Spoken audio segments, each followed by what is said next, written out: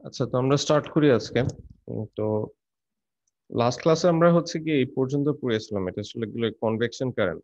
So convection কারেন্টে আমরা last একটা ইকুয়েশন দেখছিলাম, সেটা হচ্ছে কি লাস্টে যে ইকুয়েশনটা I equal to J dot DS, এইরকম একটা ইকুয়েশন দেখছিলাম। সো এরপর থেকে আমরা আজকে কন্ডাকশন কারেন্ট থেকে স্টার্ট করি। সো কন্ডাকশন কারেন্ট বলতে বোঝানো হচ্ছে যে যেই কারেন্টটা আমরা আসলে বাস্তবে দেখি, যে ইলেকট্রিক ফিল্ডের জন্য যে ধরনের কারেন্ট হয়। তো এখন আমরা একটা জিনিস বলছিলাম, কিংবা তোমরা হয়তো 2-1-এ থাকতে একটা জিনিস জানছিলা যে আসলে চার্জ ক্যারিয়ার বলতে আমরা যেরকম ইলেকট্রন বলি, কিন্তু ইলেকট্রন ছাড়াও কিন্তু অন্য আরো এক ধরনের চার্জ ক্যারিয়ার হতে পারে। তো চার্জ ক্যারিয়ার মানে কি? চার্জ ক্যারিয়ার মানে হচ্ছে আমরা কারেন্ট বলি কাকে? আমরা যদি এক জায়গা থেকে আরেকটা জায়গায় কোনো ধরনের চার্জ মুভ করে, সেটাকে আমরা বলি হচ্ছে গিয়ে চার্জ মুভ করাটা কি কারেন্ট বলতেছি আমরা। তাহলে এই যে চার্জ মুভ করাটাকে যে আমরা কারেন্ট বলতেছি, তো এইটা তাহলে কি ধরনের চার্জ হতে পারে? সেইখানে বলা হচ্ছে যে চার্জ হতে পারে, ইলেকট্রন হতে পারে, হোল হতে পারে, আয়নও হতে পারে। মানে পজিটিভলি একটা যদি চার্জ পজিটিভলি চার্জড হয় অথবা নেগেটিভলি চার্জড হয়, যে কোনো ধরনের পার্টিকেলি যদি চার্জড আপ হয়ে থাকে, সেটা যদি মুভ হয়, সেটাকে আমরা মানে টেকনিক্যালি কারেন্ট বলে থাকি। সো তাহলে যদি এক বা একাধিক ধরনের তোমার চার্জ ক্যারিয়ার হতে পারে, ধরো একই জায়গায় ইলেকট্রনও আছে, হোলও আছে। তো দুই ধরনের হলে তাহলে হচ্ছে গিয়ে একটা মিডিয়ামের মধ্যে যদি একাধিক ধরনের চার্জ ক্যারিয়ার থাকে, ধরো ইলেকট্রন আছে, হোল আছে, তাহলে প্রত্যেকটা চার্জ ক্যারিয়ারকে তুমি যদি যোগ করো, তাহলে তুমি টোটাল পাবা হচ্ছে কি টোটাল কারেন্ট ডেনসিটি বা যেটা পাবা। যদি একটা মিডিয়ামের মধ্যে অনলি ইলেকট্রন থাকে, মানে আমরা একটা এমনি কেস, একটা সিম্পল কেস ধরি, ধরো তামার তারের মধ্যে দিয়ে যে কারেন্ট যাচ্ছে, সেটাকে আমি চিন্তা করি, তো তামার তারের মধ্যে দিয়ে শুধুমাত্র ইলেকট্রন ফ্লো করে। তো এই যে ইলেকট্রন যে ফ্লো করে, সেক্ষেত্রে আমরা এই যে ইকুয়েশনটাকে লিখতে পারি J equal to n q u, এইভাবে করে আমরা হচ্ছে গিয়ে লিখতে পারি। তো এখন এখানে ইউ জিনিসটা কি? ইউ জিনিসটা হচ্ছে গিয়ে আমরা যদি একটু ভাঙাই, ইউ হচ্ছে গিয়ে ভেলোসিটি। ভেলোসিটি বলতে গিয়ে velocity of electron. So velocity of ইলেকট্রনের মধ্যে আমরা এখানে একটা জিনিস দেখতেছি, মোবিলিটি অফ ইলেকট্রন বলতে এই যে মিউটাকে বোঝানো হচ্ছে। সো এই ভেলোসিটি অফ ইলেকট্রনকে তুমি যদি ভাঙাও, তাহলে তুমি দেখবা যে mobility of electron into electric field. আমরা এইভাবে করে হচ্ছে কি জিনিসটাকে ভাঙতে পারি। তার মানে হচ্ছে গিয়ে ভেলোসিটি অফ ইলেকট্রনকে তুমি বলতে পারো হচ্ছে গিয়ে mobility of electron into electric field. তার মানে ভেলোসিটিটা ভেলোসিটিটা ডিপেন্ড করতেছে হচ্ছে ইলেকট্রিক ফিল্ডের উপর। তুমি যদি ইলেকট্রিক ফিল্ডের ভ্যালু বাড়ায় দাও, তাহলে হচ্ছে কি স্পিড বেড়ে যাবে। আর তুমি যদি ইলেকট্রিক ফিল্ডের ভ্যালু কমায় দাও, তাহলে হচ্ছে গিয়ে ভেলোসিটি কমে যাবে। তার মানে হচ্ছে গিয়ে ইলেকট্রিক ফিল্ড আবার কিসের উপর ডিপেন্ড করে? ইলেকট্রিক ফিল্ড আবার ডিপেন্ড করে হচ্ছে ভোল্টেজের উপরে। তার মানে ভোল্টেজ বেশি দিলে ভেলোসিটি বেশি হবে, ভোল্টেজ কম হলে আবার কমে যাবে আর কি। আবার এখানে যে মোবিলিটি বলা হচ্ছে, মোবিলিটি জিনিসটা কি? মোবিলিটি হচ্ছে কি একটা ম্যাটেরিয়াল কনস্ট্যান্ট। যেমন এখানে কপারের মোবিলিটি বলা হচ্ছে 3.2 into 10⁻³ metre square per volt second. So mobility of electron, মোবিলিটির উপর ডিপেন্ড করতেছে হচ্ছে কি যে একটা ম্যাটেরিয়াল মানে কন্ডাক্ট করবে বেশি না কম করবে, মানে কি স্পিডে যাবে, সেটা হচ্ছে কি মোবিলিটির উপর অনেকটাই ডিপেন্ড করে। এখন মোবিলিটি অফ ইলেকট্রন এবং মোবিলিটি অফ হোল, এই দুটো জিনিস কিন্তু আলাদা। তার মানে হচ্ছে কি একটু অদ্ভুত লাগতে পারে। হোলের কনসেপ্ট তোমরা যদি পড়ে থাকো, হোল মানে হচ্ছে কি ইলেকট্রনের অভাব। তোমরা যদি সেমিকন্ডাক্টরের একটু হলেও তোমরা পড়ছিল 2-1-এ থাকতে, যে আমাদের যে পজিটিভলি মানে ইলেকট্রনের যে অভাব, এটাকে আমরা বলতেছিলাম হচ্ছে কি 2-1-এ থাকতে হোল। তো তাহলে আমরা এটাকে অনেক সময় অ্যানালজি দেওয়ার সময় এভাবে করে বলি যে একটা যদি বোতল হয়, বোতলের পানিটা যদি তুমি ইলেকট্রন ধরো, তাহলে ফাঁকা অংশটাকে আমরা ধরি হচ্ছে কি whole.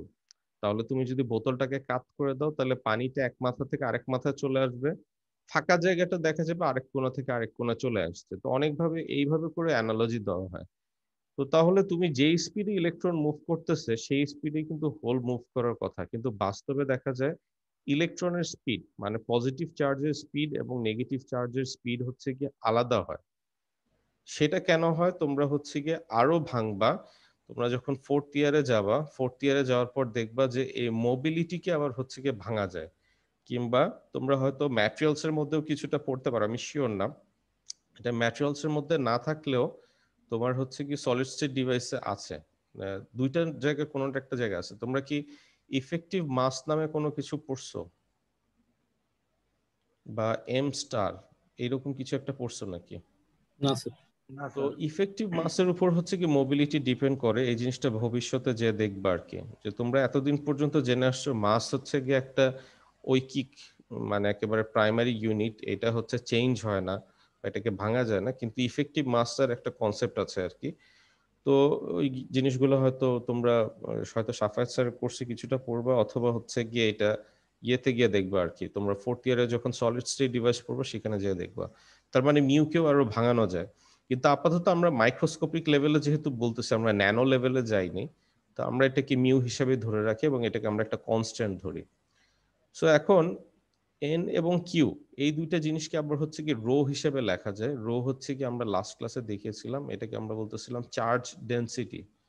Charge density, charge into কয়টা চার্জ আছে, তুমি যদি এই দুইটা যদি গুণ করো তাহলে তুমি পাবো হচ্ছে কি চার্জ ডেনসিটি।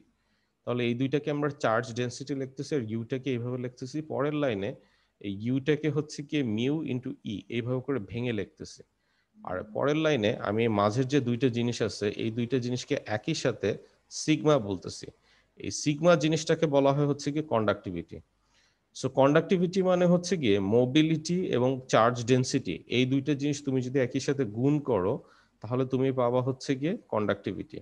এবং এই যে জিনিসটা, এটাকে বলা হয় হচ্ছে গিয়ে Ohm's law, point form of Ohm's law, বা বলতে পারো যে microscopic form of Ohm's law.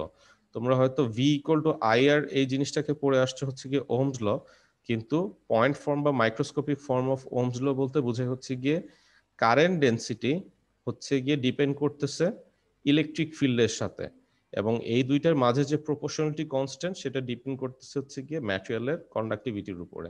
So this is Ohm's law.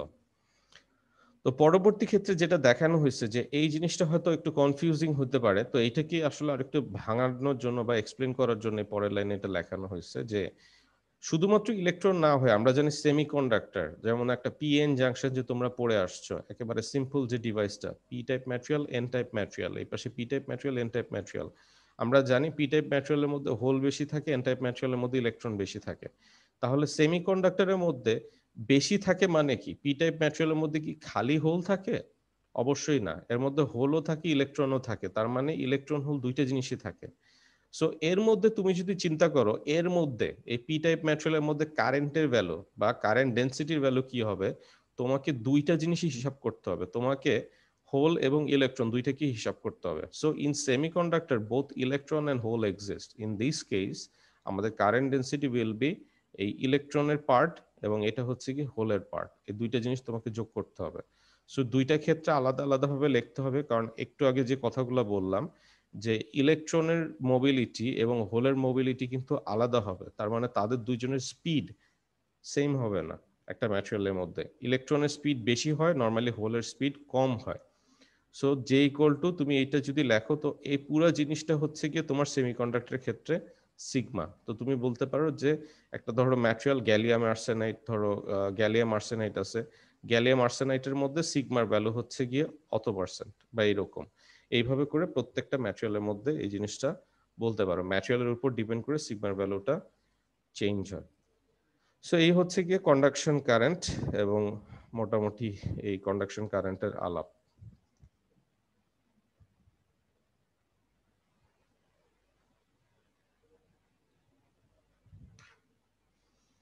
আচ্ছা, এইখানে সেমিকন্ডাক্টরের বেলায় হ্যাঁ এটুকুই মোটামুটি বলার ছিল।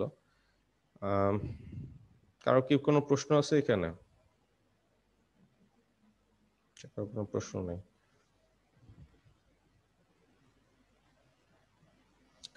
আচ্ছা, সো স্যার কারেন্ট ডেন্সিটিটাই কি যে এখানে যেটা বললাম, কনভেকশন কারেন্ট?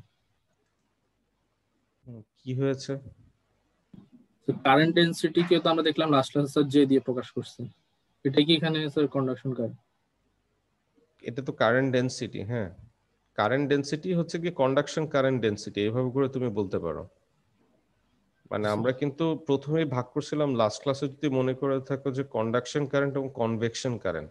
কনভেকশন কারেন্ট আমরা বলছিলাম হচ্ছে কি যে তোমার যেটা ইলেকট্রিক ফিল্ড কিন্তু দেখো এর মধ্যে নাই, এখানে কিসের জন্য মুভ করতেছে এখানে কিন্তু কারণটা বলা নেই, এখানে বলা আছে আমরা এখানে যে ইউটা লিখছিলাম, ইউটাকে আমরা ভাঙাইনি, যে চার্জ মুভ করতেছে, চার্জ মুভ করাকেই কারেন্ট আমরা বলি, কিন্তু এই ইউটাকে আমরা আর ভাঙাই নাই।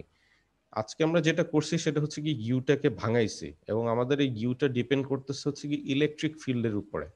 তার মানে আমরা নর্মালি যে কারেন্ট বাস্তবে দেখি, মানে অ্যাজ এ ইলেকট্রিক্যাল ইঞ্জিনিয়ার তুমি হচ্ছে গিয়ে যেটাকে বলো যে ব্যাটারি দিলে তার মধ্যে একটা ইলেকট্রিক ফিল্ড হচ্ছে গিয়ে তৈরি হয় এবং তার জন্য হচ্ছে গিয়ে একটা চার্জ মুভ করে। ব্যাটারি ইলেকট্রিক ফিল্ড তৈরি করে, তার জন্য হচ্ছে চার্জ মুভ করে। সো আমরা এই ধরনের যে কারেন্ট জানি, this is known as conduction current.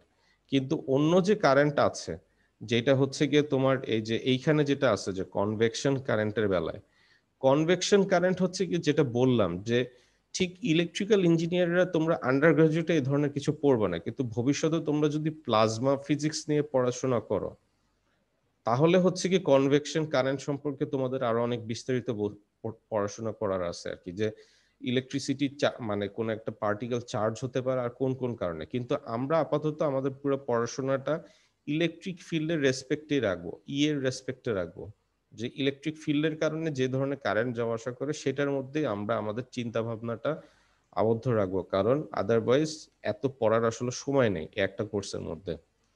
যেটা বললাম যে কেউ যদি ভবিষ্যতে plasma physics, high speed physics, particle physics বা নিউক্লিয়ার ফিজিক্স জাতীয় কিছু পড়তে গেলে সেই সময় তোমাদেরকে ওগুলা বাধ্য হয়ে পড়তে হবে, সে সময় কোনো উপায় নেই। সো যাই হোক, আর কারেন্ট ডেনসিটি এবং কারেন্ট এই দুইটা জিনিসের মধ্যে পার্থক্য বোঝার জন্য আমি কিন্তু তোমার, আচ্ছা আমি ক্লাসের লাস্টে দেখাই দিব তোমাদের, একটা কাগজ আমি দিছিলাম, ওই কাগজের মধ্যে এই জিনিসটা আছে, হ্যান্ড আউট নামে একটা ফোল্ডারের মধ্যে এই জিনিসটা দেওয়া আছে আর কি, চার্জ এবং কারেন্ট এই দুইটা জিনিসের ক্লিয়ার পার্থক্য বোঝানোর জন্য। সো যাই হোক, আমরা এখন পরের আরেকটা জিনিসে যাই। তো যেহেতু আমরা এইমাত্র পড়লাম হচ্ছে গিয়ে সিগমা বা কন্ডাক্টিভিটি নামক একটা জিনিস পড়লাম, তো সেখান থেকে একটা রেজিস্ট্যান্স নামক জিনিসটা কি সেখানে আসে। ধরো এরকম একটা জিনিস আছে, ঠিক আছে, এগেন এখানে এরকম তেরা বেঁকা করে কেন বোঝানো হয়েছে, কারণ এটা কিন্তু আসলে তুমি যদি বলো এটা আসলে একটা তারের হিসাব করা হয়েছে। ধরো এরকম একটা তার আছে, সো তার এরকম একেবারে গোল্লা তার আসলে আমরা খুব মানে দেখে অভ্যস্ত, তো এইখানে এই তারটাকে এরকম গোল না দেখা এরকম একটা উল্টাপাল্টা একটা শেপের বোঝানো হয়েছে। শেপের বোঝানোর কারণ আগেও তোমাদেরকে বলছে, আরো একবার বললাম, এটা গোল হবে না চার কোণা হবে তার উপরে সূত্র ডিপেন্ড করে না। সো এই জন্যই আসলে এরকম তেরা ব্যাক একটা সারফেস ধরা হয়েছে, র্যান্ডম একটা সারফেস। যেই এইরকম একটা তার, তোমার ধরো লেন্থ হচ্ছে গিয়ে এল, যে এখানে বলা হয়েছে এল, এর ভিতরের যে কন্ডাক্টিভিটি সেটা হচ্ছে গিয়ে সিগমা, এবং এইটার অ্যাক্রসে আমি V12 ভোল্টেজ দিছি। তাহলে V12 ভোল্টেজ দিলে এবং এইটার ক্রস সেকশনাল এরিয়া, এই যে এটা ক্রস সেকশনাল এরিয়াটা হচ্ছে গিয়ে এস। তাহলে এখন এইখানে যেটা বলা হয়েছে যে তুমি যদি V12 ভোল্টেজ দাও তাহলে এর মধ্যে কি পরিমাণ ইলেকট্রিক ফিল্ড তৈরি হবে। আমরা ইলেকট্রিক ফিল্ড বলতে বোঝাই হচ্ছে গিয়ে E.dl ফ্রম 1 to 2, এটাকে আমরা বলতেছি হচ্ছে গিয়ে ভোল্টেজ দিলে এই পরিমাণ ইলেকট্রিক ফিল্ড এর মধ্যে জেনারেটেড হবে। এখন এই যে ডট প্রোডাক্টটা যে আছে, এই ডট প্রোডাক্টটা আমরা যদি ধরি যে তোমার এই দিকে হচ্ছে গিয়ে তোমার লেন্থ এবং এই দিকেই হচ্ছে গিয়ে আমার কি আছে, এই দিকে ইলেকট্রিক ফিল্ডটা আছে, এই যে তোমার ধরো ইলেকট্রিক ফিল্ডটা, তার মানে হচ্ছে গিয়ে তোমার এখানে কজের ভ্যালু হচ্ছে কি 1 যদি হয়ে যায়, যেহেতু dot product E dot DL মানে হচ্ছে গিয়ে কি ই ডিএল কস থিটা হবে। সো আমরা ধরে নিচ্ছি হচ্ছে গিয়ে কস থিটা এই জিনিসটার ভ্যালু হচ্ছে গিয়ে 1, এই জিনিসটার ভ্যালু যদি 1 হয়ে যায় তাহলে তুমি ই ডট ডিএল কে লিখতে পারো ই ডট ডিএল হিসাবে। আচ্ছা, তাহলে V12 ইকুয়াল টু হচ্ছে গিয়ে EL, এইভাবে করে লিখতে পারবা। ইলেকট্রিক ফিল্ড এখানে কি হবে, ভোল্টেজ ডিভাইডেড বাই এটা লেন্থ। আচ্ছা, তো এইভাবে হচ্ছে আমরা ইলেকট্রিক ফিল্ডটা অ্যাপ্রক্সিমেট করে ধরতে পারি এইরকম আর কি। আবার কারেন্টের বেলায় আমরা ধরতে পারি, কারেন্ট বলতে আমরা বুঝাচ্ছি হচ্ছে গিয়ে জে ডট ডিএস। লাস্ট ক্লাসে আমরা এটা দেখছিলাম যে জে ডট ডিএস কে মানে কারেন্ট ডেন্সিটিকে তুমি যদি পুরো সারফেস এরিয়ার মধ্যে ইন্টিগ্রেট করো তাহলে তুমি কারেন্ট পাবা।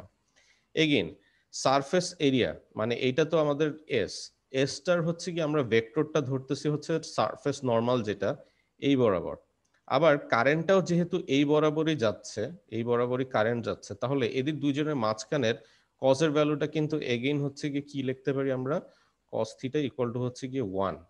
তাহলে আমরা এখানে বলতে পারি জে ডট ডিএস কে আমরা লিখতে পারি হচ্ছে গিয়ে জে এস হিসাবে, কারণ আমরা সারফেস এরিয়াটা কিন্তু আমরা জানি, আমরা বলে দিচ্ছি সারফেস এরিয়াটা হচ্ছে এস। সুতরাং এখানে ইন্টিগ্রেট করার কিছু নাই। তাহলে জে ইকুয়াল টু হচ্ছে আই ডিভাইডেড বাই এস, এরকম একটা হয়। তো তাহলে আমরা এখান থেকে যেটা বলতে পারি সেটা হচ্ছে গিয়ে, একটু লেখাগুলো যদি মুছি, তাহলে আমরা এখান থেকে বলতে পারি যে আমরা পয়েন্ট ফর্ম অফ ওহমস ল থেকে দেখছিলাম যে জে ইকুয়াল টু হচ্ছে গিয়ে কি সিগমা ইন্টু ই। তাহলে জে এর জায়গায় আই বাই এস এবং ই এর জায়গায় তুমি যদি ভি ডিভাইডেড বাই এল লেখো, তাহলে ভি ইকুয়াল টু হচ্ছে কি L divided by sigma S into I. তাহলে L divided by sigma S এই জিনিসটাকে আমরা যদি আর ধরে নিই বা রেজিস্ট্যান্স ধরে নিই, তাহলে আমরা পাচ্ছি হচ্ছে গিয়ে কি ভি ইকুয়াল টু হচ্ছে গিয়ে আই আর। তোমরা এই জিনিসটাকেই কিন্তু হচ্ছে গিয়ে কি জানো, এই জিনিসটাকে কিন্তু তোমরা ওহমস ল হিসেবে জানো। তোমরা কিন্তু এই জিনিসটাকে ওহমস ল হিসেবে এতদিন জানতা না, জে ইকুয়াল টু সিগমা ই। কিন্তু তোমরা জানতো ভি ইকুয়াল টু আই আর, এটাকে আমরা বলতাম হচ্ছে কি ওহমস ল 1-1 থাকতে। কিন্তু এটা হচ্ছে কি আসলে আরেকটু ম্যাক্রোস্কোপিক ফর্ম, আর এটা হচ্ছে কি মাইক্রোস্কোপিক ফর্ম হচ্ছে কি ওহমস ল, বা এটাকে এই জন্যই আমরা বলছিলাম পয়েন্ট ফর্ম বা microscopic form of Ohm's law. So এইখানে যে আর যে জিনিসটা আছে এই জিনিসটাকে বলা হয় হচ্ছে কি রেজিস্ট্যান্স। এবং এই আরটা কিন্তু একটা জিনিস খেয়াল করে দেখো, আর ইকুয়াল টু হচ্ছে l divided by sigma S. এই জিনিসটা আনার জন্য কিন্তু আমাদেরকে কিন্তু বেশ কিছু অ্যাপ্রক্সিমেশন করতে হয়েছে। সেটা কি, ই ডট ডিএস, এখানে কিন্তু আমরা কস থিটার ভ্যালু 1 ধরছিলাম, এখানেও কিন্তু আমরা কস থিটার ভ্যালু কি ধরছিলাম, কস থিটার ভ্যালু কিন্তু আমরা এখানেও হচ্ছে গিয়ে 1 ধরছিলাম। তাহলে কস থিটার ভ্যালু তুমি 1 ধরতে পারো কখন, যখন এই তারটা হচ্ছে গিয়ে স্ট্রেইট। আমরা কিন্তু স্ট্রেইট না হলে কস থিটার ভ্যালু কিন্তু 1 বলতে পারতাম না। এই সারফেসটা যদি তোমার এই যে ধরো এইখান থেকে এইটা হচ্ছে সারফেসটা একেবারে পুরো 90 ডিগ্রি বরাবর কিন্তু কাটা, যদি এরকম হতো, এরকম ব্যাকাতেরা হইতো যদি, মানে সারফেস নর্মালটা এই বরাবর, কারেন্টটা যাচ্ছে অন্য বরাবর, সেক্ষেত্রে কিন্তু আমরা এটাকে স্ট্রেইট বলতে পারতাম না এবং ভি ইকুয়াল টু আই এর হতো না। তার মানে হচ্ছে কি এরকম একটা ব্যাকা তারের ক্ষেত্রে যদি তারটা আমাদের এরকম ব্যাকা হয়, সেক্ষেত্রে কিন্তু আমাদের এই কোণায় ভি ইকুয়াল টু আই এর জিনিসটা 100% কাজ করবে না। সুতরাং এটা অবশ্যই স্ট্রেইট হইতে হবে, হোমোজিনিয়াস হতে হবে। হোমোজিনিয়াস মানে কি, হোমোজিনিয়াস মানে হচ্ছে গিয়ে এই অংশের মধ্যে এই ম্যাটেরিয়ালটার যে প্রপার্টি, এই পরের অংশের মধ্যে ম্যাটেরিয়ালের প্রপার্টি সেম, পরের অংশের মধ্যে ম্যাটেরিয়ালের প্রপার্টি সেম, তার মানে প্রত্যেকটা অংশে ম্যাটেরিয়ালের প্রপার্টি হচ্ছে গিয়ে সেম। এই ধরনের জিনিসকে আমরা বলি হচ্ছে হোমোজিনিয়াস। ডিসি হইতে হবে, ডিসি মানে হচ্ছে গিয়ে কারেন্ট যেটা যাচ্ছে, চার্জ যে রেটে যাচ্ছে, চার্জের রেটটা হচ্ছে গিয়ে প্রত্যেকটা ক্ষেত্রে সমান। মানে হচ্ছে আমি যদি বলি সময়ের সাথে সাথে এখানে যে পরিমাণ চার্জ যাচ্ছে, চার্জের ভ্যালু সবসময় সমান হইতে হবে। একসময় চার্জ বেড়ে গেল কমে গেল বা এসি কন্ডিশন না, ডিসি কন্ডিশন হতে হবে। পরে যেটা বলা হয়েছে সেটা হচ্ছে ইউনিফর্ম ক্রস সেকশন হইতে হবে। ক্রস সেকশন এখানে আমি ধরলাম হচ্ছে এস, এখানে আমি আবার একটু ক্রস সেকশন বাড়াই দিলাম এস প্লাস ডেল্টা এস, এরকম যাতে না হয়। সুতরাং অনলি যখন homogeneous straight DC uniform cross section হবে, তখন তুমি হচ্ছে V equal to I R বলতে পারো। আদারওয়াইজ তোমাকে ওহমস ল বলতে গেলে এই মাইক্রোস্কোপিক ফর্মে যেতে হবে, জে ইকুয়াল টু হচ্ছে সিগমা ই। এটা বোঝা গেছে নাকি? খুব ছোট একটা প্রমাণ, খুব ইম্পর্টেন্ট কোনো প্রমাণ না, কিন্তু মানে ছোটখাটো একটা প্রমাণ। ইন্টিগ্রেশন তো বাদ দিয়েছেন কিভাবে cos থিটা 1 এর না?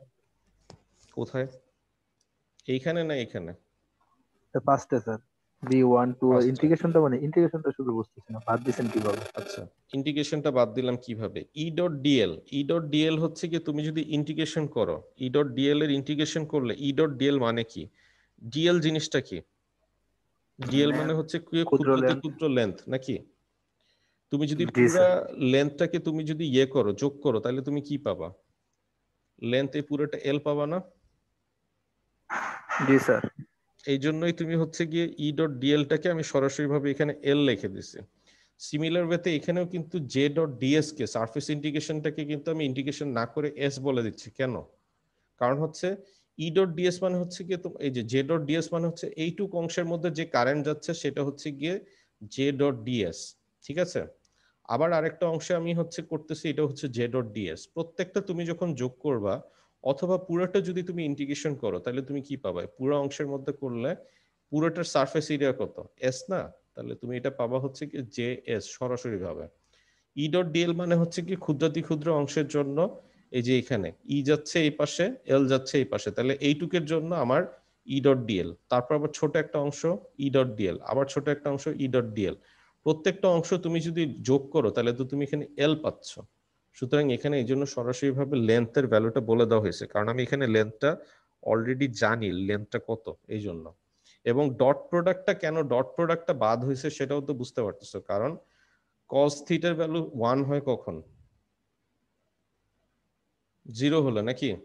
কারণ হচ্ছে যখন তোমার একটা ডিরেকশন এইদিকে একটা ডিরেকশন এইদিকে, এদের দুইজনের মাঝখানে অ্যাঙ্গেল হচ্ছে কি কত? 0 ডিগ্রি। একটা যদি এইদিকে হতো আর একটা যদি এইদিকে হতো তাহলে তাদের মাঝখানে অ্যাঙ্গেলটা হচ্ছে 90 ডিগ্রি, তাহলে cos 90 ডিগ্রি ইকুয়াল টু হতো গিয়ে কি 0। কিন্তু যেহেতু আমার যেটা এইদিকে লেন্থটাও যদি এইদিকে, সেহেতু আমাদের এখানে হচ্ছে কি যে ই এর ডিরেকশন এবং ডিএল এর ডিরেকশন সেম ডিরেকশনে, এই জন্য হচ্ছে কি জিনিসটা 1 হয়ে গেছে। তাহলে আমাদের ডট প্রোডাক্টের হিসাবটা করতে হচ্ছে না, এবং প্রত্যেকটা ছোট অংশ যোগ করে করে করে করে হচ্ছে কি তুমি এলটা পাইছো, এই জন্য সরাসরি ভাবে এল এর ভ্যালুটা লিখে দেওয়া হয়েছে। ইন্টিগ্রেশন আমাদের কখন লাগে? তুমি যখন হচ্ছে কি একটা সিম্পল লেন্থ জানো, এটা লেন্থ হচ্ছে কি সরাসরি তুমি জানো, একটা লম্বা পেঁচানো টেচানো যদি জায়গা হয়, এই জিনিসটার লেন্থ কত তুমি একটা স্ট্রেট লাইন দিয়ে মাপতে পারবে না, ছোট ছোট অংশ দিয়ে ছোট ছোট অংশে ভাগ করে করে এই অংশটুকুর মধ্যে তুমি ধরে নিচ্ছ এটা হচ্ছে কি একটা স্ট্রেট লাইন, এই অংশের মধ্যে ধরে নিচ্ছ এটা হচ্ছে কি একটা স্ট্রেট লাইন। প্রত্যেকটা ছোট স্ট্রেট লাইনকে যোগ করে করে যা হয় সেটাই হবে হচ্ছে কি এল এর সমান। ধরো এই লাইনটাকে তুমি এটাকে পেঁচাইছো এভাবে করে, একই কথা আর কি। এখানে লাইন ইন্টিগ্রেশন করলে এল এর ভ্যালু পাবা, এটাকেও লাইন ইন্টিগ্রেশন করলে এল পাবা। একটা হচ্ছে স্ট্রেট আর একটা হচ্ছে গিয়ে পেঁচানো। স্ট্রেটের বেলায় আমরা সরাসরি বলতে পারি, আর পেঁচানো জায়গা হচ্ছে কি এই জন্য আমাদের ইন্টিগ্রেশনটা করতে হয়। আচ্ছা, সো হোপফুলি কিছুটা বুঝতে পারছো আর কি। তো আমরা আরেকটু আগাই, তো আমরা রেজিস্ট্যান্সের হিসাবে একটু যাই। সো রেজিস্ট্যান্সের আমরা আরেকটু অ্যানালাইসিস করি যে রেজিস্ট্যান্স আসলে জিনিসটা কি। সো রেজিস্ট্যান্সটা সম্পর্কে আমরা যেহেতু প্রথম এইমাত্র দেখতে পারলাম এখন, তো রেজিস্ট্যান্সটা সম্পর্কে আমরা যদি আরেকটু বিস্তারিতভাবে যাই, আমরা এইরকম জিনিস দেখছিলাম ক্যাপাসিটর হিসাব করার সময়, যে একটা প্লাস কিউ চার্জ আছে, একটা কন্ডাক্টর, এটা একটা কন্ডাক্টর, এটা একটা কন্ডাক্টর, এটা প্লাস কিউ চার্জ জমা হয়, তুমি যদি ভোল্টেজ 1 2 অ্যাপ্লাই করো এখানে প্লাস কিউ চার্জ জমা হয়, এখানে মাইনাস কিউ চার্জ জমা হয়, এবং তোমার এই প্লাস কিউ থেকে মাইনাস কিউ এর মাঝখানে এখানে কি জমা হয়, এই যে লাইনগুলো, যে নীল লাইনগুলো যে আছে, এগুলো হচ্ছে কি আমাদের ইলেকট্রিক ফিল্ড গুলা। কেন চার্জ গুলো এক পাশ থেকে আরেক পাশে যেতে পারতেছে না? কারণ মাঝের যে মিডিয়াম, এই মিডিয়ামটা হচ্ছে কি একটা ডাইইলেকট্রিক মিডিয়াম, এবং এই মিডিয়ামের ডাইইলেকট্রিক কনস্ট্যান্ট হচ্ছে গিয়ে এপসাইলন।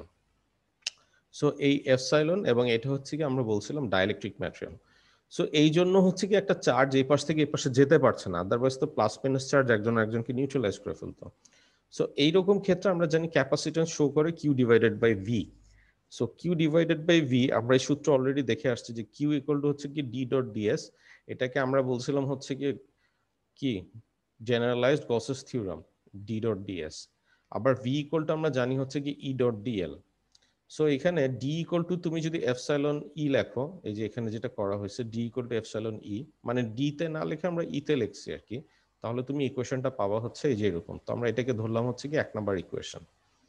এখন মাঝের যে মিডিয়ামটা আছে, মাঝের মিডিয়ামটা যে আমি বলতেছি যে এই মাঝের মিডিয়ামের মধ্যে কোনো চার্জ এক পাশ থেকে অন্য পাশে যেতে পারে না, কারণ এটা হচ্ছে কি একটা পারফেক্ট ডাইইলেকট্রিক মিডিয়াম। কিন্তু ডাইইলেকট্রিক মিডিয়ামটা পারফেক্ট যদি না হয় তাহলে কি হবে? তাহলে এর মধ্যে দিয়ে কিছু চার্জ ফ্লো করতে পারে। সো চার্জ ফ্লো করা মানে কি? তার মানে হচ্ছে কি এটা কন্ডাক্টিভিটি কিছু হবে। কন্ডাক্টিভিটি যদি জিরো হয়, কন্ডাক্টিভিটি যদি জিরো হয় তার মানে এটা হচ্ছে কি একটা পারফেক্ট ডাইইলেকট্রিক, মানে কোনো চার্জ এই পাশ থেকে এই পাশে যেতে পারে না। কিন্তু আমরা জানি বাস্তবে এরকম ম্যাটেরিয়াল আসলে পাওয়া যায় না। তো সেক্ষেত্রে কি হবে? সেই ক্ষেত্রে আমরা বলতেছি if the dielectric is lassi. Lassi মানে হচ্ছে গিয়ে যখন পারফেক্ট না ডাইইলেকট্রিক মিডিয়ামটা, তখন আমরা এটাকে বলি লসি, বা যেটা লস হয়। কন্ডাক্টিভিটি হচ্ছে গিয়ে যার জিরো না, কন্ডাক্টিভিটি যদি জিরো হতো এটা হচ্ছে কি কোনো চার্জে এর মধ্যে যেতে পারতো না। কিন্তু যদি কন্ডাক্টিভিটি জিরো না হয় সেটাকে আমরা বলি lossy. There will be a current flow from plus q to minus q. যেহেতু এর মধ্যে দিয়ে এখন তোমার কারেন্ট চার্জ যেতে পারে, যেহেতু সিগমা ইকুয়াল টু জিরো না, অবশ্যই কিছু না কিছু চার্জ এই পাশ থেকে ওই পাশে যেতে পারবে। সো সে কি পরিমাণ তোমার, তাহলে এখানে সে রেজিস্ট্যান্স সে ফেস করবে, সে রেজিস্ট্যান্স ফেস করবে হচ্ছে গিয়ে তুমি কি পরিমাণ ভোল্টেজ দিচ্ছ এবং কি পরিমাণ কারেন্টের মধ্যে দিয়ে ফ্লো হচ্ছে, এই দুইটার রেশিও দিয়ে তুমি হচ্ছে গিয়ে বুঝতে পারবা যে এর মধ্যে দিয়ে কি পরিমাণ কারেন্ট ফ্লো করবে। তো তাহলে ভোল্টেজ আমরা জানি ই ডট ডিএল এবং কারেন্ট ইকুয়াল টু আমরা জানি হচ্ছে জে ডট ডিএস। তাহলে জে ডট ডিএস কে আমরা যদি লিখি, আমরা এই মাত্র একটা সূত্র পড়লাম, এই সূত্রটাও তোমাদের সবসময় মাথায় থাকতে হবে, যে ইকুয়াল টু হচ্ছে সিগমা ই। তাহলে এই সূত্রটা তুমি যদি এখানে বসায় দাও, তাহলে হচ্ছে কি আমরা এই জিনিসটাকেও ই তে নিয়ে আসতে পারি। তাহলে এখানে সি এবং আর, এই যে এই দুইটা জিনিস পেলাম, তাহলে এখানে আর এবং সি এই দুইটা যদি আমি যদি গুণ করি, তাহলে তুমি পাবা এপসাইলন ডিভাইডেড বাই সিগমা। তাহলে এইখান থেকে আমরা যে ইকুয়েশনটা পেলাম, এই ইকুয়েশনটা দ্বারা আসলে আমরা বুঝতে পারি কি, এই ইকুয়েশনটা দ্বারা আমরা বুঝতে পারি হচ্ছে গিয়ে প্রত্যেকটা ম্যাটেরিয়ালের মধ্যেই কিছুটা, তোমার ধরো ক্যাপাসিটার আমরা যে বলি বা এই যে মিডিয়াম, এই মিডিয়ামগুলো কখনোই হচ্ছে বাস্তবে সিগমা ইকুয়াল টু 0 হয় না বা পারফেক্ট ডাইলেকট্রিক হয় না। তার মানে এর মধ্যে দিয়ে অল্প হলেও চার্জ ফ্লো হতে পারে। যদি চার্জ ফ্লো হয় তাহলে এইখানে কিছুটা ক্যাপাসিটেন্স থাকে, কিছুটা রেজিস্ট্যান্সও শো করে। এবং রেজিস্ট্যান্স এবং ক্যাপাসিটেন্স এই দুইটা জিনিস গুণ যদি করো, তাহলে এই দুইটা জিনিস কিসের উপর ডিপেন্ড করতেছে? ম্যাটেরিয়ালের এপসাইলন এবং ম্যাটেরিয়ালের সিগমা, এই দুইটার উপর ডিপেন্ড করতেছে। একটা জিনিস আমরা কিন্তু মোটামুটি বুঝে গেছি, সেটা হচ্ছে গিয়ে সিগমার সাথে মোর ওভার রিলেশনশিপ হচ্ছে গিয়ে কিসের? আর এর সাথে রিলেশনশিপ। আমরা লাস্ট চ্যাপ্টারে যখন সি পড়েছিলাম তখন কিন্তু আমরা এপসাইলন পড়েছিলাম। তার মানে ক্যাপাসিটেন্সের সাথে সম্পর্ক বেশি হচ্ছে গিয়ে কি? পারমিটিভিটির। তাহলে এখানে আর যে জিনিসটা আছে, এই আরটাকে তুমি যদি উল্টাও, তাহলে আমরা পাবো জি নামে একটা জিনিস, এটাকে আমরা বলি হচ্ছে গিয়ে কন্ডাক্টেন্স, বা এটার ইউনিট হচ্ছে গিয়ে সিমেন্স বা ohm inverse. So R C কে বলা যায় হচ্ছে গিয়ে C divided by G divided by হচ্ছে, অথবা বলতে পারো epsilon divided by sigma. So এই হচ্ছে গিয়ে একটা সম্পর্ক। সো এটা কিসের সম্পর্ক আমরা পেলাম? এটা পেলাম হচ্ছে গিয়ে আসলে রেজিস্ট্যান্স জিনিসটা কি, বা রেজিস্ট্যান্সের আমরা কিভাবে করে সংজ্ঞায়িত করি। বোঝা গেছে নাকি? তার মানে প্রত্যেকটা মিডিয়ামের মধ্যেই হচ্ছে কি, আমরা যে ক্যাপাসিটর গুলো বললাম, ক্যাপাসিটর বাস্তবে হচ্ছে গিয়ে অবশ্যই 100% এর মধ্যে দিয়ে হচ্ছে গিয়ে তুমি চার্জ ঠেকাইতে পারবা না।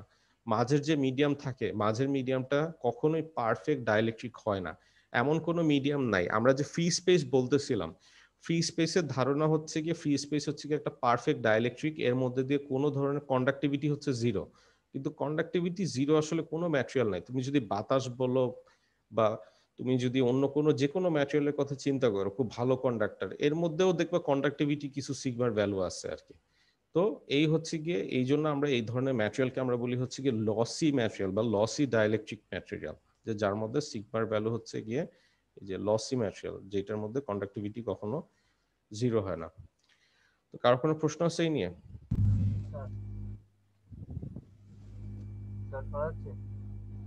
তোমার কথা খুবই, ভয়েস খুবই লো।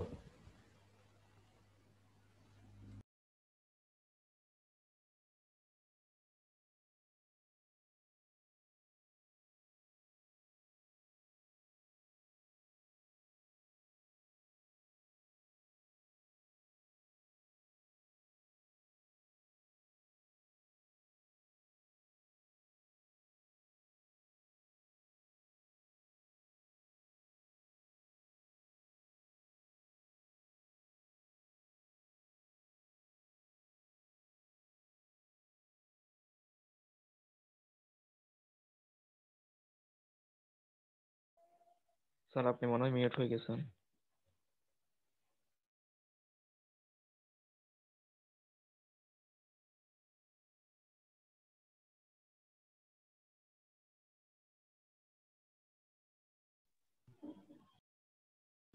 তো শোনা যাচ্ছে না।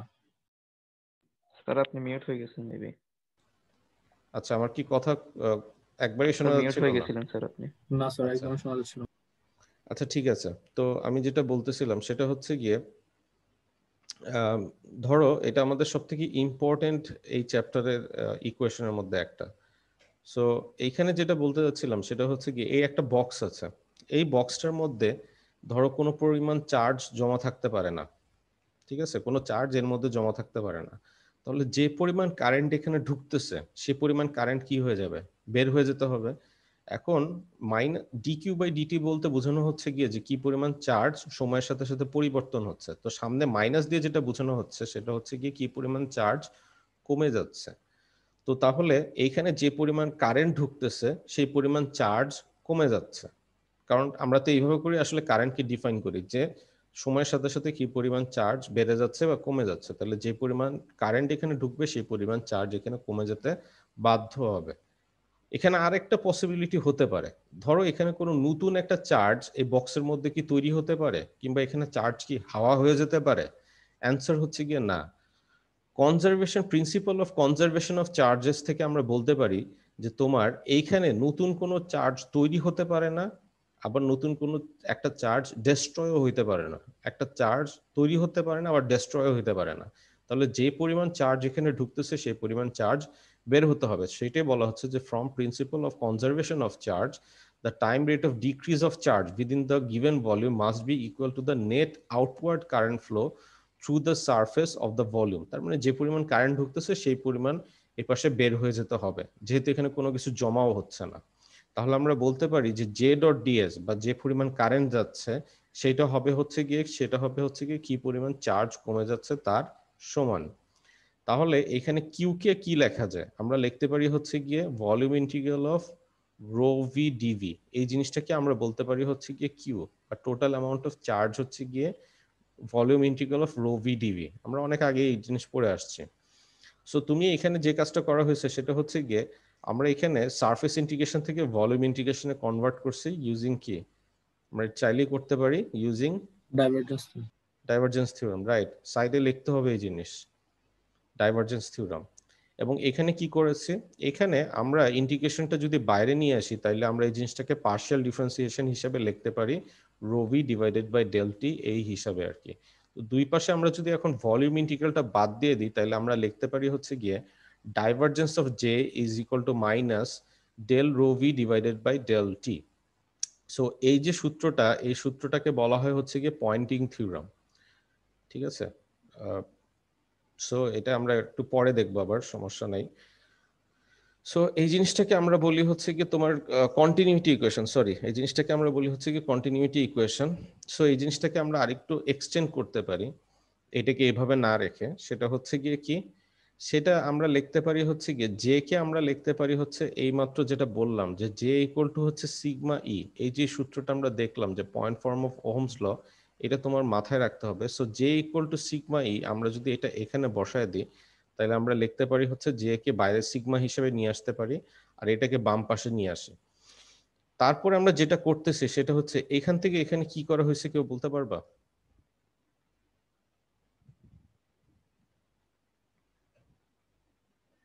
এটা প্রুফ ছিল।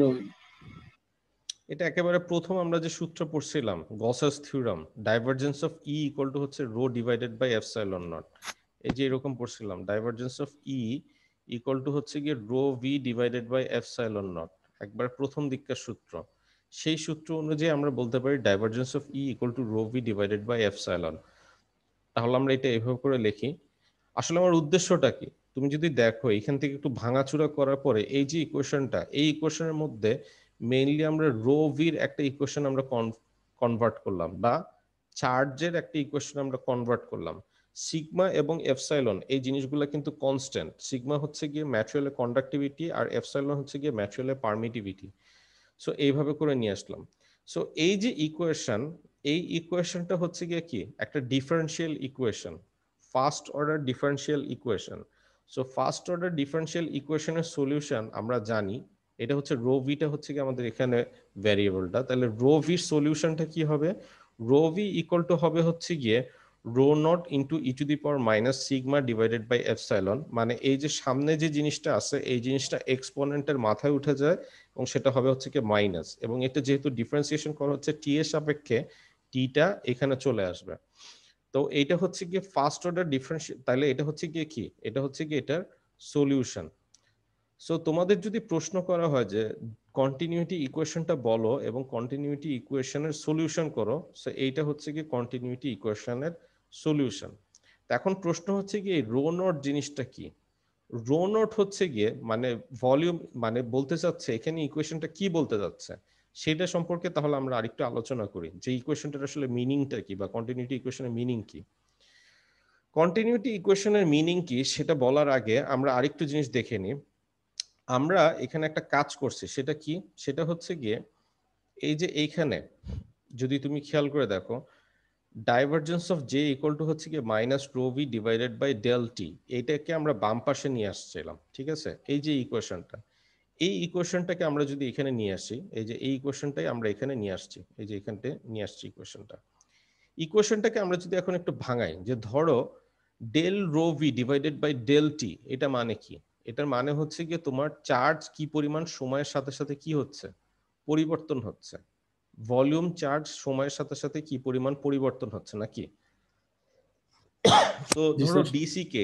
ডিসি কেসে কি হয় আমরা জানি, সময়ের সাথে সাথে যদি তোমার কারেন্টের ভ্যালু বা ভোল্টেজের ভ্যালু যদি তোমার ফিক্স থাকে, ধরো 1 অ্যাম্পিয়ার কারেন্ট এখানে যাচ্ছে, এই ধরো 1 অ্যাম্পিয়ার কারেন্ট যাচ্ছে, সো সময়ের সাথে সাথে যদি কারেন্টের ভ্যালু বা ভোল্টেজের ভ্যালু ফিক্স থাকে, সেই জিনিসটাকে আমরা বলি কি ডিসি কন্ডিশন, বা সময়ের সাথে সাথে এটা কোনো পরিবর্তন হচ্ছে না। তো এই অবস্থায় সময়ের সাথে সাথে চার্জ কি পরিবর্তন হচ্ছে? ডিসিতে কিন্তু কোনো পরিবর্তন হচ্ছে না। তাহলে ডিসি কেসে আমরা বলতে পারি rho V divided by del T is equal to কি, 0। তাহলে যদি এটা আমরা 0 বলতে পারি, তাহলে কি হয়ে যায়, divergence of J equal to হচ্ছে গিয়ে 0। তাহলে ডাইভারজেন্স অফ জে কে আমরা এভাবে করে লিখতে পারি যে surface integral of J dot DS equal to হচ্ছে গিয়ে 0। তো জে ডট ডিএস মানে কিন্তু হচ্ছে গিয়ে আমাদের কারেন্ট। তাহলে একটা সিঙ্গেল নোডের মধ্যে আমরা বলতে পারি হচ্ছে গিয়ে কারেন্টের ভ্যালু হচ্ছে গিয়ে 0, বা summation of all current is equal to হচ্ছে গিয়ে 0। সো এইটাকেই কিন্তু আমরা বলি হচ্ছে গিয়ে কি কারশফস কারেন্ট ল বা KCL. Kirchhoff's current law states that algebraic sum of all the current flowing out of a junction is equal to 0. তুমি যদি এখন একটু রেট্রোস্পেক্টে বা আমরা একটু আগে যে জিনিসটা পড়ালাম সেই জিনিসটা তুমি যদি চিন্তা করো, তাহলে কিন্তু তুমি বুঝতে পারবা। আমরা বললাম যে একটা বক্সের মধ্যে যে পরিমাণ কারেন্ট ঢুকতেছে বা যে পরিমাণ চার্জ ঢুকতেছে সেই পরিমাণ চার্জ বের হয়ে যেতে হবে। এটাই কি আসলে কারশফস কারেন্ট ল? না। কারশফস কারেন্ট ল কিন্তু বলে একটা জাংশনের মধ্যে, ধরো একটা জাংশন আছে, এখানে একটা জাংশন আছে, জাংশনের মধ্যে যে পরিমাণ কারেন্ট এখানে ঢুকতেছে, এই জাংশনের মধ্যে সেই পরিমাণ কারেন্ট কি হয়ে যেতে হবে, বের হয়ে যেতে হবে। বা algebraic some of all the current এই জাংশনের মধ্যে ইজ ইকুয়াল টু কি হবে, 0। তাহলে এইটাই কিন্তু কারশফস কারেন্ট ল, তাই না? আমরা কিন্তু প্রথম থেকে এই জিনিসটা হয়তো ব্যাক অফ দ্য মাইন্ড তোমার চিন্তায় থাকতে পারে, কিন্তু এটি কিন্তু আসলে কারশফস কারেন্ট ল, যে জাংশনে যে পরিমাণ কারেন্ট ঢুকতেছে সেই পরিমাণ কারেন্ট বের হয়ে যেতে হবে। এবং কেন এটা হচ্ছে, কারণ এই জাংশনে কোনো ধরনের চার্জ জমা হতে পারতেছে না, এই জন্য। বোঝা গেছে কি এখানে কারশফস কারেন্ট ল কিভাবে করে আসলে এখানে আসছে? জি স্যার। সো কারশফস কারেন্ট ল কিন্তু তার মানে বোঝা যাচ্ছে যে তোমার কন্টিনিউটি ইকুয়েশন থেকে কিন্তু কারশফস কারেন্ট ল প্রমাণ করা যায়। আচ্ছা, তো আমরা যে প্রশ্নটা করতেছিলাম, তাহলে সেই প্রশ্নটাতে একটু ফেরত যাই, যে আর 2 মিনিট আছে, তো আমরা সেই প্রশ্নটাতে ফেরত যাই যে আসলে কন্টিনিউটি ইকুয়েশন জিনিসটা কি। কন্টিনিউটি ইকুয়েশন আমি যদি আঁকি, কন্টিনিউটি ইকুয়েশনটা আমরা যদি লিখি, rho V is equal to rho naught E to the power minus sigma divided by epsilon T, rho V is equal to এরকম। সো এই হচ্ছে কি আমাদের কন্টিনিউটি ইকুয়েশনের সূত্রটা। সো তুমি যদি এখানে দেখো, তাহলে তুমি দেখতে পারবা E to the power something into T, তার মানে টি এর সাথে সাথে এক্সপোনেনশিয়াল একটা ডি কে এই ইকুয়েশনটা বোঝাচ্ছে। মানে হচ্ছে এই যে এখানে আমরা যদি গ্রাফটা আঁকি, সময়ের সাথে সাথে কি হচ্ছে, একটা এক্সপোনেনশিয়াল ডিকে হচ্ছে। এই ডিকেটা এইরকম হবে নাকি এই যে এইরকম খুব স্টিপ হবে, নাকি এইরকম হবে, এটা ডিপেন্ড করতেছে হচ্ছে কি সিগমা এবং এপসাইলনের ভ্যালুর উপরে। এটা কি বুঝতে পারতেছো? আমরা প্রথমে জাস্ট এই গ্রাফ দিয়ে বোঝানোর চেষ্টা করি যে এপসাইলন এবং সিগমার উপরে এই জিনিসটা এক্সপোনেনশিয়াল ডিকেটার ঢাল ডিপেন্ড করতেছে, যেটা কি খুব স্টিপ হবে, যে এরকম স্টিপ হবে নাকি একটু এরকম হবে নাকি এরকম হবে, কিরকম হবে, এটা ডিপেন্ড করতেছে সিগমা এবং এপসাইলনের ভ্যালুর উপরে। এটা হচ্ছে প্রথম কথা। দ্বিতীয় কথা হচ্ছে এপসাইলন নটটা কি। এপসাইলন নট মানে হচ্ছে কি যখন T is equal to 0, rho ভির ভ্যালু যেটা সেটাকে বলতেছে আমি রো এপসাইলন নট, মানে হচ্ছে যখন টি ইকুয়াল টু 0 তখন রো ভির যে ভ্যালু এই জিনিসটাকে আমরা বলি হচ্ছে গিয়ে কি রো নট বা ইনিশিয়াল ভ্যালু। রো নটকে আমরা বলতেছি হচ্ছে কি ইনিশিয়াল ভ্যালু। যখন T is equal to 0, rho V হচ্ছে গিয়ে তোমার রো নট হবে, ঠিক আছে? সো এটা হচ্ছে কি আমাদের ইনিশিয়াল ভ্যালু। তাহলে রো নট থেকে শুরু হবে, কোন ঢালে এটা 0 হবে, সেটা কোন ঢালে এটা কমে যাবে, এটা হচ্ছে কি বোঝা যাবে এপসাইলন এবং সিগমার ভ্যালু, সরি এখানে সিগমা এবং এপসাইলন এই দুইটার ভ্যালুর উপরে বোঝা যাবে। এই কয়টা জিনিস কি বোঝা গেছে নাকি? আচ্ছা, যদি বোঝা যেয়ে থাকেও তাহলে নেক্সট যে প্রশ্ন, এক্সপোনেনশিয়াল কার্ভ জিরো হয়, ই টু দি পাওয়ার সামথিং, এটা কি জিরো হয়? ই টু দি পাওয়ার ধরো -1 বা সামথিং, এটা জিরো হয় কখন? মানে এটা জিরো হয়ে যাবে কখন? স্যার পাওয়ারও যখন ইনফিনিটি হবে। এক্সপোনেনশিয়াল এখানে যখন জিরো হবে তখন হচ্ছে গিয়ে এটা জিরো হবে। তার মানে এক্সপোনেনশিয়াল কার্ভ জিন্দেগিতেও জিরো হয় না, মানে ইনফিনিটিতে যে হচ্ছে কি জিরো হবে। তাহলে একটা চার্জ সেটা কমতেছে, কমতে কমতে কখন যে জিরো হবে? ইনফিনিটি সময়ে যে জিরো হবে। তাহলে ইনফিনিটি সময়ে যে যে জিনিসটা জিরো হয়, আমরা এই জিনিসটাকে কমে যাচ্ছে বলবো কিভাবে? কমে যাওয়া মানে কি? কমে যাওয়া আমরা বুঝাবো কিভাবে করে? সো এই জিনিসটা বোঝানোর জন্য আমরা যে টেকনিকটা ইউজ করি এক্সপোনেনশিয়ালের ক্ষেত্রে, এই যে সূত্রটা আছে সেই সূত্রের মধ্যে ধরো T equal to epsilon by sigma করে দিই, তাহলে আমাদের যে সূত্রটা rho V is equal to rho naught E to the power minus sigma divided by epsilon into T. এখানে টি এর জায়গায় তুমি যদি এপসাইলন বাই সিগমা করে দাও তাহলে কি হবে? তুমি সিগমা সিগমা কেটে দিতে পারবা, এপসাইলন এপসাইলন কেটে দিতে পারবা, আমার exponential equal to E to the power -1 হয়ে যাবে, বা এটা কি হয়ে যাবে 0.367, বা তুমি বলতে পারবা rho V equal to 0.367 of rho naught. অথবা আমরা এই যে ভ্যালুটা যখন টি ইকুয়াল টু তুমি এই জিনিসটা বসায় দাও তখন এটাকে কি বলা যায়? অরিজিনালি এটা 100% ছিল, এটা কমতে কমতে কি হয়ে গেছে 36%, অরিজিনাল থেকে 36%-এ নেমে আসছে। তো যখন অরিজিনাল 100% থেকে কমতে কমতে 36% কোনো কিছুতে নেমে আসে, এই ভ্যালুটাকে আমরা বলি হচ্ছে কি রিল্যাক্সেশন টাইম। সো রিল্যাক্সেশন টাইমের সংজ্ঞা কি? Relaxation time is the time it takes to charge place in the interior of a material to drop to 36% of the initial value। মানে 100% চার্জ থেকে যখন 36% চার্জে নেমে আসে, যতটুকু সময় লাগে এটা নেমে আসার জন্য, সেই সময়টাকে আমরা বলি হচ্ছে গিয়ে রিল্যাক্সেশন টাইম। সো যেহেতু আজকে ক্লাস শেষ, আমরা এই পর্যন্তই রেখে দিলাম। রিল্যাক্সেশন টাইম আসলে বোঝানো একটা ভালো প্রসেস হচ্ছে কি, আমরা নেক্সট ক্লাসে একটা অঙ্ক করব, অঙ্কটা করলে তুমি খুব ভালোভাবে রিল্যাক্সেশন টাইম আসলে ফিজিক্যালি মিনিংটা কি সেটা বুঝে যাবে আর কি। সো কন্টিনিউটি ইকুয়েশন মোটামুটি বোঝা গেছে কিনা? জি স্যার।